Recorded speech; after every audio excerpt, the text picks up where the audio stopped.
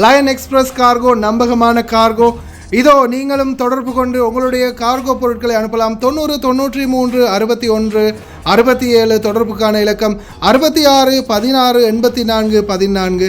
இன்னும் ஒரு இலக்கம் 55 17 27 47. அதே போல் இன்னும் ஒரு இலக்கம் 50 53 79 39. இன்னும் ஒரு இலக்கம் 99 69 84 94. அஸ்ஸலாமு அலைக்கும் வரஹ்மத்துல்லாஹி வபரகாத்துஹு. ஜும்மா முபாரக். அன்பார்ந்த அனைத்து உறவுகளுக்கும் இனிய காலை வணக்கம். உங்கள் மீது சாந்தியும் சமாதானமும் உண்டாகட்டும். இன்றைய நாள் உங்கள் அனைவருக்கும் இனிய பொழுதாக அமைய எல்லாம் வல்ல இறைவனை பிரார்த்தித்தவனாக இன்றைக்கும் கோயத்துடைய பல முக்கியமான செய்திகளை பற்றி தான் பார்க்க போகிறோம். வீடியோவை கடைசி வரைக்கும் பாருங்க. தெரியாத நண்பர்களுக்கும் மறக்காம ஷேர் பண்ணுங்க. வீடியோ பிடிச்சிருந்தா லைக் பண்ணுங்க, சப்ஸ்கிரைப் பண்ணுங்க, தொடர்ந்து சப்போர்ட் பண்ணுங்க.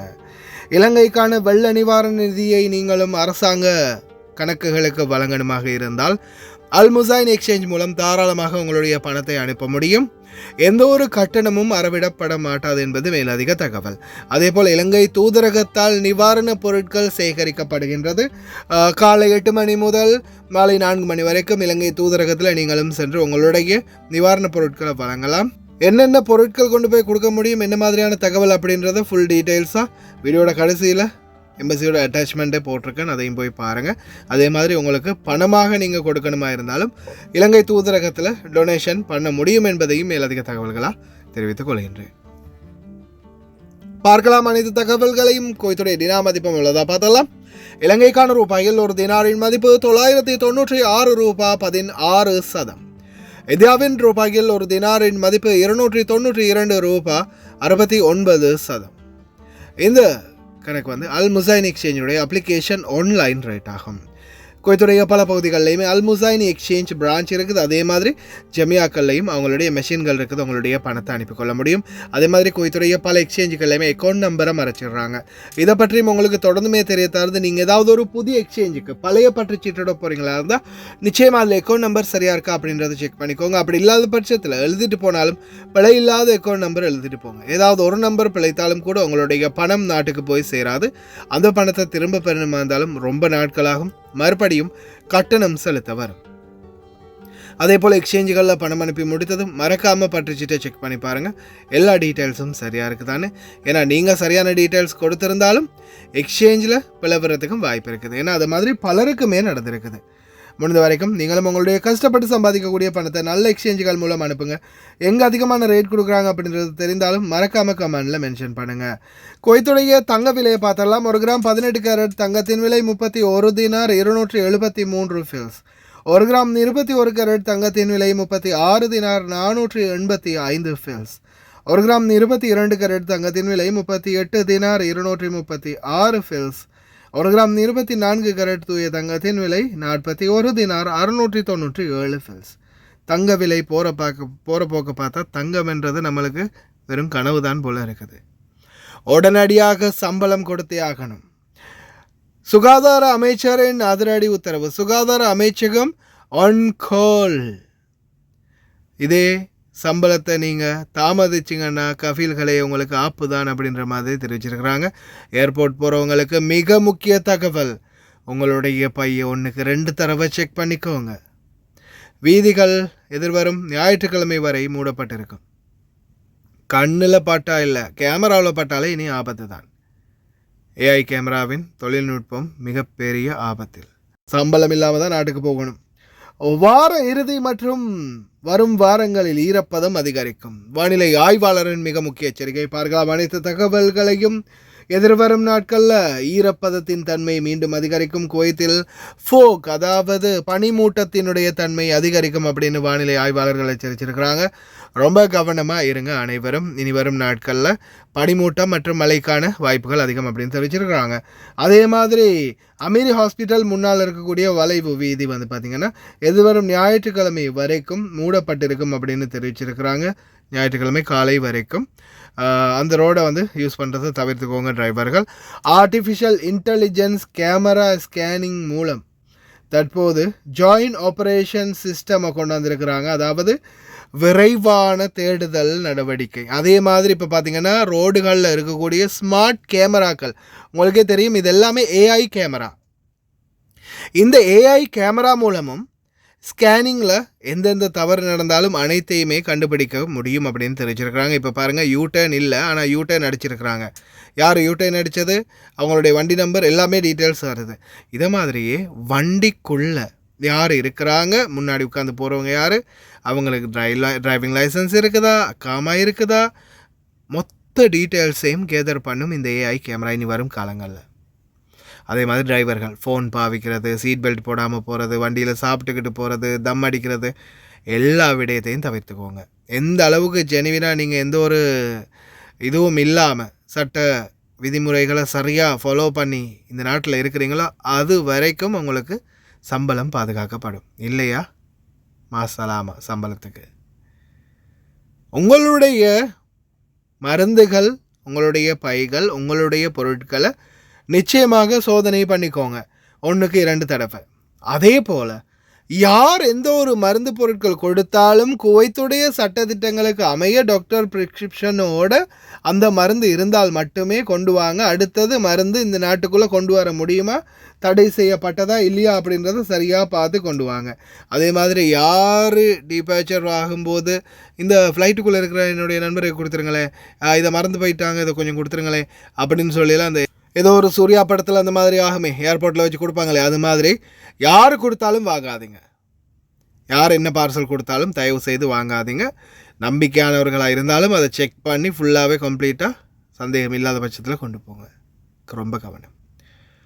குவைத்தில் சம்பளம் அப்படின்றது வேலை வாங்குறதுக்கு மட்டும் எவ்வளோ உஷாராக இருப்பாங்களோ அதே மாதிரி நம்மளுடைய சம்பளத்தை கொடுக்கறதுக்கு ரொம்பவும் தாமதம் பண்ணுவாங்க.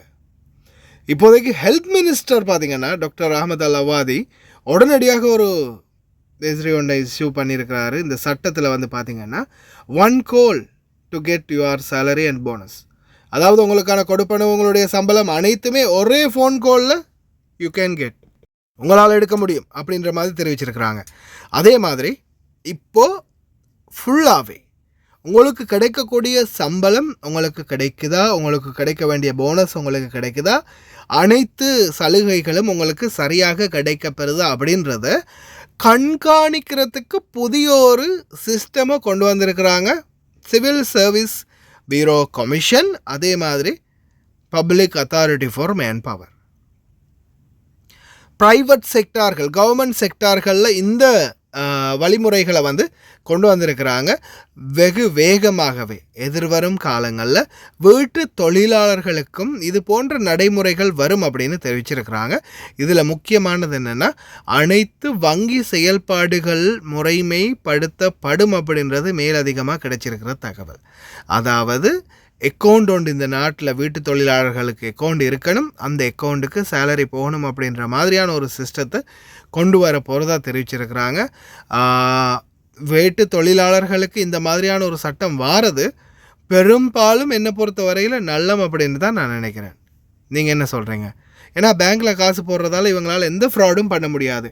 மாதம் சம்பளம் போட்டே ஆகணும். போடாத பட்சத்தில் நம்ம கம்ப்ளைண்ட் பண்ணினாலும் உடனே பேங்க் ரிஃபரன்ஸை செக் பண்ணி பார்த்துட்டு உடனே நம்மளுக்கு அதுக்குரிய பெனிஃபிட், அதுக்குரிய எல்லா ஏற்பாடுகளையும் பண்ணி கொடுத்துருவாங்க. அதே மாதிரி போனஸ் முதல் கொண்டு நம்மளுக்கு அக்கௌண்ட்டுக்கே போடணும் அப்படின்ற அந்த சட்டம் வரும்போது வெறித்தனம் வேறு லெவலில். இன்ஷா அல்லாஹ். இதோ ரொம்ப கவனம். சில குவைத்திகளுடைய அட்டகாசம் அதிகரித்துள்ளது. வண்டியை இடிச்சிட்டு நிற்காமல் போனாங்க. விரட்டி போய் அந்த வண்டியை ஒரு வீடியோ எடுக்கிறதுக்காக அவர் விரட்டி போனார்.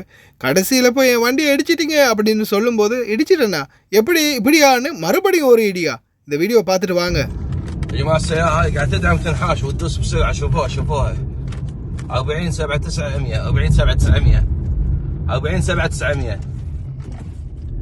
شوف شلون قاعد تسوق، شوف شلون قاعد تسوق، ودعمت حكت سيارتي ومشت.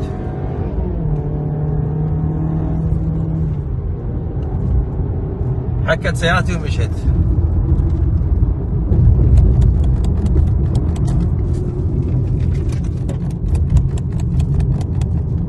حكت سيارتي ومشت. 40 7 9 100 لكزس جيب صغير وشكلها وافدين. حكت سيارتي ومشت. حكت سيارتي ومشت. حكت سيارتي ومشت. انت دعمتيني. انت دعمتيني. شوف شلون قاعد تتصرف. شوف شلون دعمتني. شوف شلون يا شرطة. الحقونا يا شرطة. شوف شلون دعمتني يا شرطة. الحقونا يا شرطة. شوف دعمتني يا شرطة. وين الدوريات؟ லைட்டாக உரசிட்டு போனான்னு விரட்டி வீடியோ எடுக்க போன பிள்ளைக்கு முன்னாடி மூஞ்சி உடச்சி விட்டாங்களே வண்டியோடைய அந்த மாதிரி ஆயிடுச்சு. ரொம்ப கவனம், இந்த மாதிரி ஆட்களோட தான் நம்ம பயணிக்கிறோம் ரோடுகளில். இதோ இந்த ஃபோட்டோவை ஜூம் பண்ணி பாருங்கள். ஹெச்டி குவாலிட்டிக்கு வீடியோவை மாற்றிட்டு என்னென்ன கொண்டு போய் கொடுக்கணும் அப்படின்றத எம்பசியில் தெளிவாக போட்டிருக்கிறாங்க. ஞாயிற்றுக்கிழமையிலேருந்து வியாழக்கிழமை வரைக்கும் காலை 8 மணிலேருந்து 4 மணி வரைக்கும். ආයුබෝවන් දිත්වා සුලිකුණාටුවේ බලපෑමට ලක්වී ගම්වතුරෙන් සහ නායෑම් වලින් ශ්‍රී ලංකාවේ අපේම සහෝදර සහෝදරියන් පීඩාවට ලක්වී ඇති මොහොතක ඔවුන් වෙනුවෙන් අත්වලපන්නට අපට කළ හැකි දේ පිළිබඳව පසුගිය දින කිහිපයේදීම කුවේට් තානාපති කාර්යාලය මගින් ඔබව දැනුවත් කරන්නට යෙදුණා. විශේෂයෙන්ම මේ වන විටත් මූල්‍ය ආධාර ලබා දීම සඳහා ඔබ වෙත ශ්‍රී ලංකාවේ ආපදා කළමනාකරණය පිළිබඳ රාජ්‍ය ගිණුම හඳුන්වා දී තිබෙනවා. අපගේ තානාපති කාර්යාලය වෙත පැමිණ එම ආධාර සිදු කිරීමේ හැකියාවද ඔබ සැමට පවතිනවා. මේ කාර්ය සාර්ථකව සිදුවන අතරතුර අද දිනේ සිට තානාපති කාර්යාලය ද්‍රව්‍යමය ආධාර එක්රැස් කර ඒවා ආපදා කළමනාකරණ මධ්‍යස්ථානය වෙත යැවීමේ ක්‍රියාවලියක් ආරම්භ කරලා තියෙනවා.